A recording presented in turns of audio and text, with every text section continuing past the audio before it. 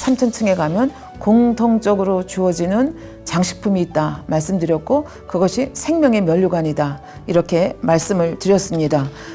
이 생명을 드리는 시험이라 이걸 통과하고 이것에서 옳다 인정함을 받은 후에 뭘 주시겠다 그랬어요? 생명의 면류관을 주시겠다고 했습니다. 그러면 이 생명을 드리는 시험이라고 하는 것이 도대체 무엇일까? 이런 질문을 여러분들이 하실 수 있겠습니다. 이런 질문에 대해서 구체적으로 생명을 잃을 정도의 그 시험이라는 것이 어떤 것인지에 대해서 설명을 해드리도록 하겠습니다. 이론적으로 설명하는 것보다는 실예를 통해서 설명을 해드리면, 아, 생명을 잃을 만큼의 시험이 저런 거구나. 그러면 나는 이런 시험을 능히 통과하겠는가 하는 것을 한번 깊이 자기 점검을 하시는 그런 시간이 됐으면 좋겠습니다. 사실 우리가 살다 보면 먹어서는 안 되는 줄 알면서도 먹고, 보면 안 되는 줄 알면서도 보고, 어떤 것을 취하면 안 되는 줄 알면서도 취하고, 말하면 안 되는 줄 알면서도 말하고, 혈기 내서는 안 되는 줄 알면서도 또 혈기 내고, 이렇게 사는 것이 우리의 보편적인 모습 아닙니까? 그럴 때마다 아버지의 말씀을 생각하시면서 저 힘주세요 이렇게 하면서 하나 끊어내는 것, 이것이 결국은 생명을 드리는 이 시험까지도 통과할 수 있는 그런 저력, 내공을 만들어가는 것이라 이렇게 할 수가 있겠습니다. 그래서 이런 것을 바로 우리가 뭐라고 합니까? 살아서 하는 순교요? 또 뭐라고 합니까? 죽도록 충성하는 것입니다. 그래서 요한계시록 2장 10절에 보면 내가 죽도록 충성하라, 그리하면 생명의 면류관을 내게 주리라. 이 말씀이 이렇게 서로 연결된다는 것을 여러분들이 아시면 되겠습니다.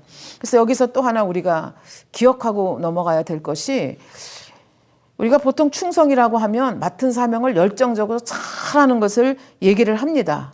그래서 시간을 촌음으로 아껴가면서 교회 와서 사는 것, 이거를 충성으로 잘못 착각하는 경우들이 많다고 하는 겁니다. 그래서 이렇게 눈으로 보이는 육으로 하는, 그러니까 이 몸을 던져서 하는 이 충성이 다라고 생각하고, 죽도록 충성하라 그랬으니까 그것이 죽도록 충성하는 충성이라고 생각하시는 경우가 있을 수 있습니다. 그러나 우리는 이렇게 육으로도 죽도록 충성해야 되지만, 아버지 하나님께서 보시는 더 중요한 충성은 뭐냐 하면 영적인 충성입니다.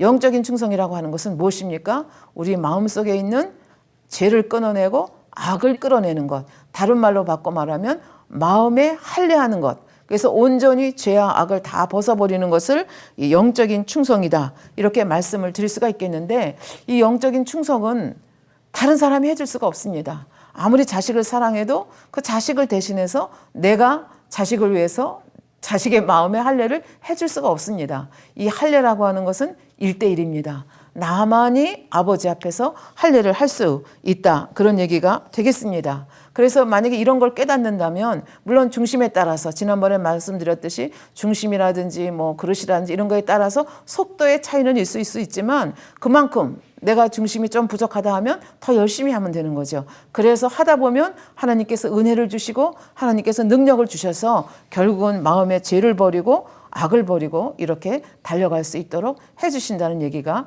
되겠습니다. 그래서 생명을 드리는 충성, 그러면 죽도록 충성하라 그러면 우리가 언뜻 생각할 때 그냥 모든 시간을 아버지 앞에 와서 육적으로 충성하는 걸 생각하기 쉬운데, 꼭 그런 것은 아니다. 육적인 충성보다 어떤 면에서 더 중요한 것은, 물론 육적인 충성을 해가면서 영적인 충성을 해야 빨리 이게 제약을 벗어버릴 수가 있습니다. 그러나 더 중요한 것은 마음의 할례다 하는 것을 기억을 하시면 되겠습니다. 그래서 지금까지는 삼천층에 대한 말씀을 드리면서 이 삼천층이 얼마나 아름다운 것인가, 그리고 이제 삼천층에 공동적으로 주어지는 생명의 면류관에 대한 얘기가 나오면서 이 살아서 하는 순교가 뭐냐, 죽도록 충성하는 것이 뭐냐에 대해서 지금까지 말씀해 드렸습니다. 이제 마지막으로 말씀을 드릴 것은, 우리가 살아서 하는 순교로 끝나는 것이 아니라 이 정말로 생명을 들여서 하는 이 육의 순교를 해야 되는 경우가 있을 수 있다는 것입니다. 그래서 왜 사람들이 육의 순교를 하느냐? 주님을 내 생명보다 더 사랑하기 때문에, 하나님을 내 생명보다 더 사랑하기 때문에, 그리고 이 땅의 삶이 끝이 아니고 영원한 생명이 있다는 것, 그리고 순교함으로 얼마나 찬란한 영광이 주어진다는 걸 알기 때문에, 또 이렇게 순교할 계제가 되면 뒤로 물러서는 것이 아니라 기쁨으로 순교하는 자들이 있다는 얘기죠. 이것을 우리가 육의 목숨을 잃는 순교다, 이렇게 말씀을 드릴 수가 있겠는데요. 지난번에 예수님의 12제자가 그 사도 요한 한 사람을 빼고는 어떻게 이 육의 생명을 드리는 순교를 했는지에 대해서 말씀을 드렸습니다. 사도 바울이 또 어떻게 또 순교를 했는지에 대해서 말씀을 드렸습니다. 그리고 사도행전 12장에 보면 그 사도들 중에서 최초로 순교하던 사람이 있죠. 누구였습니까? 사도 야고보가 최초로 순교를 하고 이제 베드로까지 순교시키려고 그랬었잖아요. 근데 하나님께서 아직 베드로는 할 일이 있어서 이렇게 살려주시고, 기적적인 방법으로 살려주시고, 그러나 그 사명이 다 끝났을 때 그 네로 황제 때 십자가에 거꾸로 매달려서 이제 순교를 했다 하는 것을 이제 지난번에 말씀드렸기 때문에 여기서는 이것에 대해서는 더 자세히 말씀을 드리지 않겠습니다. 그리고 하나, 예수님의 제자들처럼 이렇게 사도는 아니었지만, 우리 그 순교 이야기 중에서, 순교 사화 중에서 굉장히 유명한 순교 이야기가 하나 있습니다. 그래서 이 생명의 면류관과 관련된 이 순교, 40인의 순교 이야기를 여러분께 좀 소개를 드리고자 합니다. 4세기에 아르메니아, 그러니까 지금의 터키거든요. 아르메니아의 세바스테에 주둔하고 있던 그리스도인 병사 40인 순교 이야기가 있는데, 이 이야기는 4세기에 갑바도기아의 교부였던 바실이 들려줌으로 세상에 알려지게 된 순교 사화입니다. 그래서 이 사람들의 순교는 다니엘의 세 친구처럼 그렇게 사자굴에 들어가도 살아남고 푸른 뿔에 들어가도 살아남으면 얼마나 좋겠습니까? 그러나 그렇지 않고 순교를 실제로 당했습니다. 그래서 그러면 누구는 순교를 받고 누구는 순교를 안 이렇게 살아남느냐 하는 질문을 할 수 있겠는데요. 이것은 조금 이따 설명을 하고, 여하간 이 40인은 다 죽었습니다. 순교를 당했는데 어떻게 순교를 당하고 생명의 멸류관하고 어떻게 연결되는가를 지금 이제 설명을 드리도록 하겠습니다. 세바스테에 주둔하고 있던 로마 제국 12군단입니다. 40명의 그리스도인 병사들이 있었는데, 주후 313년에 황제 리키우스와 콘스탄티누스는 기독교에 대한 관용 칙서에 서명을 했습니다. 여러분들 콘스탄틴 잘 알고 계시죠? 그래서 기독교에 대한 이 기독교에 대한 박해가 풀렸다고 생각을 하는데, 이제 곳곳마다 차이가 나는 거죠. 이렇게 그 주후 313년 선포가 되고 난 다음에 10년이 채 못된 312년 겨울에 리키니우스 황제가 갑자기 이들이 있었던 갑바도기아에 있는 모든 그리스도인들에게 기독교 신앙을 버리라고 강요를 하기 시작했습니다. 한 걸음 다 나가서 모든 군사들에게, 그러니까 로마 군병들에게 뭐라고 얘기를 했는가 하면 이교의 신들에게 제사를 드리라는 명령을 내린 것입니다. 그러니까 이 크리스찬 40명의 로마 군단, 제12군단에 속해 있는 이 40명은 이교의 신단에 제사를 드릴 수가 없게 된 거죠. 이러면서 이제 문제가 벌어진 겁니다. 그때 세바스테에 주둔하고 있던 병사들 가운데 40명의 그리스도인 병사들이 이교의 신들에게 제사하라는 명령을 거부하고 차라리 죽음을 택하겠노라고 선언하며 저항을 했습니다. 그랬더니 이 생명을 위협하는 자들 앞에서 또 뭐라고 얘기를 했는가 하면, 우리의 갑옷과 투구, 그리고 몸은 빼앗을 수 있어도 그리스도 안에 있는 우리의 마음은 빼앗을 수 없습니다 라고 아주 단호하게 자기들의 신앙을 고백을 했습니다. 그랬더니 이 사람들을 관리하고 있던 아그리콜라우스라고 하는 그 관원이 즉시 40명을 투옥을 했습니다. 투옥을 하고 어떻게 하든지 이 사람들의 이 결심을 꺾으려고 했지만 이 사람들이 조금도 타협을 하지 않습니다. 그러니까 아그리콜라우스라고 하는 사람들이 점점 이제 이 사람이 악이 올라온 거죠. 그래서 이것들의 이 절개를 어떻게 내가 꺾어버려야 되겠다. 그래가지고 엄청나게 추운 3월에, 그때 갑바도기아 3월은 굉장히 추웠던 시기 같습니다. 그래서 인간으로서는 있을 수 없는 아주 엄청난 참혹한 방법으로 이들을 고문하기 시작했습니다. 그 고문이 뭐냐 하면 꽁꽁 얼어붙은 호수에 구멍을 40개를 팠습니다.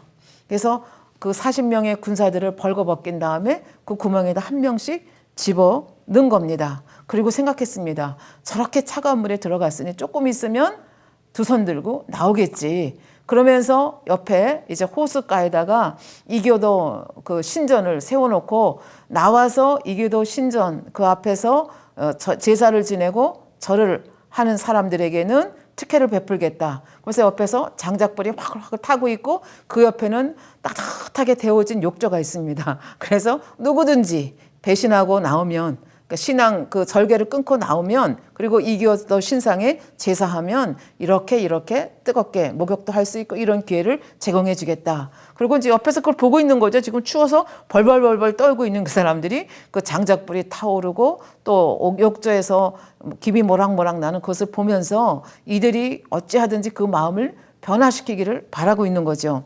그럼에도 불구하고 이들이 3일을 견디는 겁니다. 그러니까 그 추운 물 속에서 그러니까 이 고문하던 이 사람들이 이제 점점 더 악이 바래지기 시작하는 거죠. 3일 동안이나 이제 이렇게 이제 버티고 있는데 한 명도 여기에서 빠져나오는 사람이 없었습니다. 그런데 이거를 지키고 있던 군사 중에 한 명이 그 모닥불가에서 지키고 있다가 졸음이 와가지고 꼬박꼬박 하다가 잠을 자게 됐습니다. 근데 여기서 굉장히 희한한 꿈을 꾸는 겁니다. 그 꿈의 내용이 다음과 같습니다.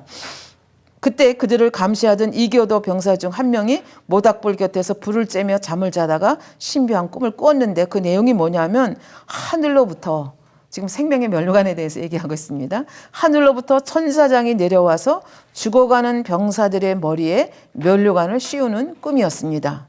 그런데 면류관을 쓴 병사들의 숫자를 세어보니 40명이 아니라 39명이었습니다.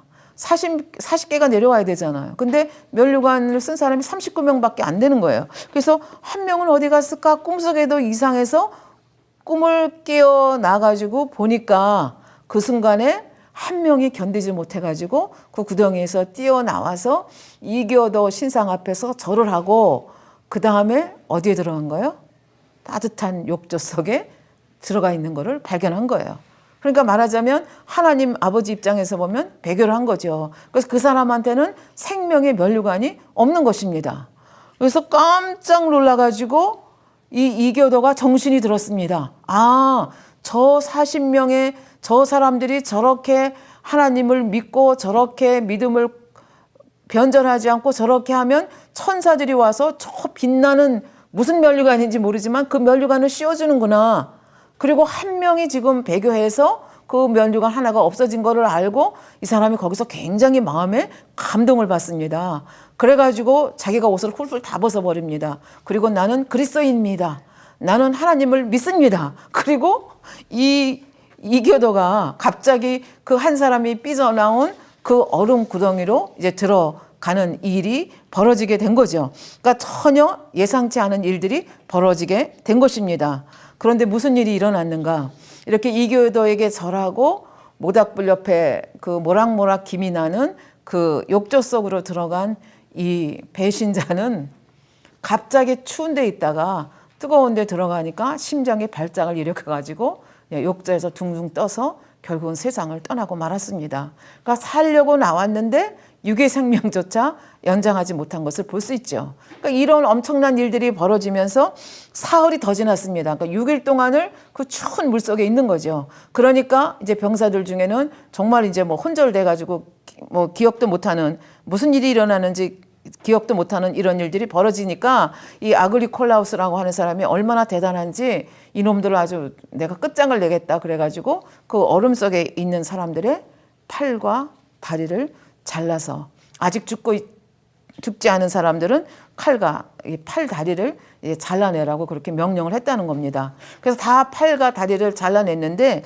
그 중에 한 사람만은 팔과 다리를 못 잘라냈어요. 그 중에 한 사람이 누구였냐 하면 아직 10대였던 멜리토라고 하는 사람이 이 젊은 청년이 있는데 이 어린 청년은 차마 그들도 팔과 다리를 그러나 지금 거의 다 죽어가는 상태에 있는 거죠. 근데 그 팔과 다리를 잘라내지 못하고 그냥 건져내서 지금 죽어 있는 그런 거의 혼절된 상태에 있는데 이 멜리토 어머니가 아들 곁에 와서 이렇게 아들에게 속삭여 줍니다. 고통은 곧 끝나게 될 것이며 생명의 면류관이 준비되어 있다. 그리고 아들을 격려했습니다. 그래서 아들도 결국은 팔자리가 안 잘려 나갔어도 그 추운 데서 6일간을 그렇게 했으니까 정신이 나간 상태에서 결국은 이제 순교자의 길을 갔다는 그런 얘기입니다. 그리고 이 이야기가 아까 말씀드렸던 그 교부를 통해서 세상에 알려지면서 이 기독교에 대한 박해에 대해서 굉장히 사람들이 여러 가지 이야기를 하게 되면서 이 박해를 종식하는데 굉장히 큰 기여를 했다 하는 말씀을 읽을 수가 있었습니다. 그래서 이 생명의 면류관이라고 하는 것은 정말 이렇게 명실상부하게 아까 이재록 당회장님처럼 목숨이 끊어진 것은 아니지만 목숨이 끊어진 것과 방불한 그런 수치와 그런 일을 당하고 그거를 믿음으로 이겨낸, 그래서 살아서 하는 순교가 있는가 하면 또 경우에 따라서는 이렇게 목숨을 실질적으로 버리는 순교가 있을 수 있다는 얘기죠. 그래서 이렇게 순교한 사람들에게는 순교자의 상이 주어집니다. 순교자의 상이라고 하는 것이 무엇인가 하면은 영으로 들어간 것으로, 믿음의 4단계에 들어간 것으로 인정을 해서 3천층에 들어갈 수 있다는 그런 얘기가 되겠습니다. 그런데 만일 선결된 사람이 어떤 상황 속에서 순교를 당했다. 그러면 이 사람은 어디에 가겠습니까? 한층 더 높은 어디로 가겠습니까? 새 예루살렘 간다는 얘기가 되죠. 그래서 예를 들면 사도 베드로라든지 뭐 예수님의 그 제자들 마찬가지 아니겠습니까? 그리고 뭐 스데반 집사도 돌에 맞아 죽지 않았습니까? 그런데 이런 사람들이 바로 어디 갔는가 하면 새 예루살렘에 갈 수 있었다. 이제 그런 얘기가 되겠습니다. 그런데 이제 이런 말씀을 들으면 나도 그러면 순교하면 새 예루살렘 가겠네? 그럼 나도 선교 가서 선교지에서 죽으면 되겠다. 혹시 이렇게 간단하게 생각하시는 분이 계실지 모르지만 선교지에 가서 죽었다고 해서 모든 사람이 다 순교했다고 인정해 주시는 것은 아니다. 하나님이 정말 그 마음이 선결되기를 힘쓰고 정말 하나님을 누구보다 사랑해서 자기 자신보다 더 사랑하고 부모보다 자식보다 진짜로 더 사랑하는지 이제 그걸 본다는 얘기죠. 그래서 선결되지 못했어도 순교 이렇게 아까 그 40인처럼 그렇게 순교한 사람들은 순교자의 상을 준다 그랬잖아. 왜? 이 땅에서 삶이 계속되면 죄 안 버리겠습니까? 악 안 버리겠습니까? 능히 버릴 수 있는 사람들이기 때문에 아버지께서 그렇게 하신다는 얘기죠. 그러나 얄팍한 계산 속에서 그러면 순교지에 가서 그냥 순교하면 나는 적어도 3천층 가겠네. 그쪽을 택하겠다. 그런다고 해서 쉽게 이렇게 순교가 되는 것도 아니고 또 그걸 순교로 인정해 주지도 않는다는 얘기가 되겠습니다. 아버지 하나님께서는 중심을 보시기 때문에 이 사람이 순교자의 상을 받을 만한가를 본다는 얘기가 되겠습니다. 그러니까 사람들이 볼 때는 순교를 한 것 같은데 순교자의 상을 못 받고 다른 말로 바꿔 말하면 3천층에 못 들어가는 사람이 있다는 얘기입니다. 예를 들면 요한계시록에 보면 우리 7년 환란에 대해서 얘기하고 있지 않습니까? 이제 7년 환란이 오기 전에 예수를 정말로 제대로 잘 믿은 사람들, 교회 왔다 갔다 한 쭉정이 신자가 아니고 정말 예수를 잘 믿은 사람들은 휴거가 되거든요. 그래서 공중에서 신랑 되신 예수님을 만나서 7년 혼인잔치를 합니다. 근데 이 땅에서는 7년 환란이 벌어지죠. 근데 이 쭉정이 신자들, 예수 이렇게 휴거가 있다 이런 얘기 들어도 나하고는 관계가 없어. 천국과 지옥이 있다 해도 정말 있을까? 이렇게 생각하던 쭉정이 신자들이 정말 휴거가 되는 거, 내 동료가 옆에서 휴거가 되는 걸 보는 거예요. 그러면서 정말 천국은 있었네? 정말 지옥은 있네. 그러면서 정신 바짝 차리고 들었던 말씀이 있잖아요. 이 7년 환란에 떨어진 쭉정이 신자는 순교를 해야만 간신히 구원받을 수 있다. 그러니까 순교자의 상을 받은 것이 아니라 간신히 구원받아서 낙원에, 그것도 변두리에 갈 수 있다는 말씀을 들었기 때문에 천국과 지옥이 있다는 거 알고 지옥이 얼마나 끔찍한 것을 알기 때문에 생명 바쳐서 정말 순교하는 그런 자들, 쉽지는 않지만 그런 자들이 있을 수 있다는 얘기예요. 그래서 겉으로 볼 때는 순교자 같지만 사실은 이런 자들은 순교자의 상을 받지 못한다. 이재록 당회장님께서 요한계시록을 설명하시면서 설명을 해주셨습니다. 이것에 대해서 좀 더 아시고 싶으신 분들은 요한계시록 강의를 들어보시면 되겠습니다. 그러면서 또 요한계시록을 말씀하시면서 14만 4천 명은 어떻게 되는가에 대해서 말씀해 주셨습니다. 요즘 신천지라는 데가 잘못 성경을 해석해서 굉장히 이상한 방향으로 끌어가고 있는데 이 7년 환란 가운데서도 14만 4천 명, 전도자 14만 4천 명이거든요. 이분들은 쭉정이 신자하고는 다릅니다.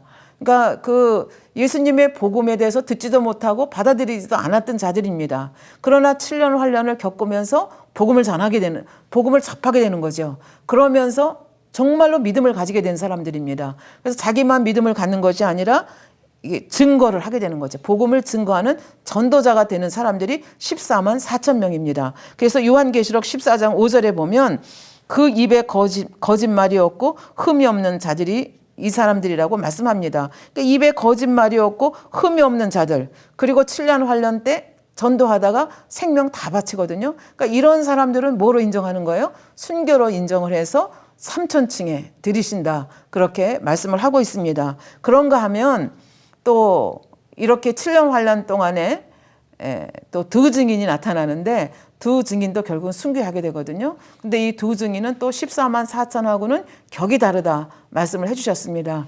여기 요한계시록 강의 시간이 아니기 때문에 여러분에게 자세히 말씀드릴 수는 없지만 이분들은 또 이분들이 갖고 있는 엄청난 사명이 있습니다. 그래서 그 사명을 잘 감당하고 죽었다가 다시 살아나서 하늘로 들림을 받게 되죠. 그래서 이 사람들은 그 요한계시록에 나오는 24장로에 드는 사람들입니다. 그러니까 새 예루살렘에 들어가는 것은 물론이고 굉장히 서열이 높으신 그런 분들이라고 보면 되겠습니다. 그러니까 다 순교하는 것 같아도 모든 사람이 다 순교자의 상을 받는 것은 아니다. 그렇게 여러분들이 생각을 하시면 되겠습니다.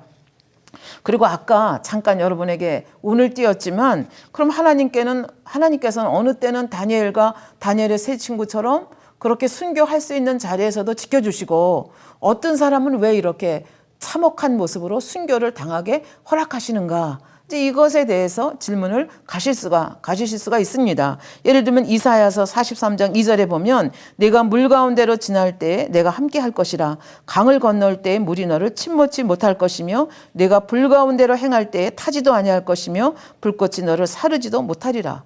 그러면 불꽃도 물도 다 지켜줘야 되잖아요.